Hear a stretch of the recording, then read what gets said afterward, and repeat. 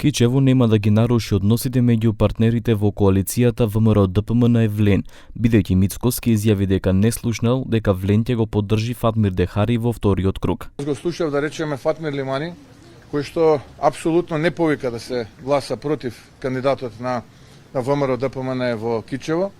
Тоа е прво. Второ, коалицијата вреди испрати соопштение дека не го поддржува Фатмир Дехари како градоначелник, како кандидат за градоначелник во Кичево. Од другата страна, НАИ ја обвини Влен зошто не го поддржува Дехари во Кичево, додека дава поддршка во Бревеница. Сот е gjithë struktura, shtabi I Aleancës Kombëtare për Integrim është bashkuar në shtabin e Vlenit në Brevenic dhe unë ju them, ju lumë burra.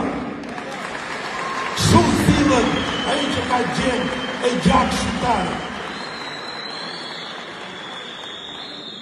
Nga në tjetër, asnjë zë për Kërçovën, duke nisur nga Bilal Kasami e duke vazhduar tutje ke gjithë këto kandidatët e Vlenit.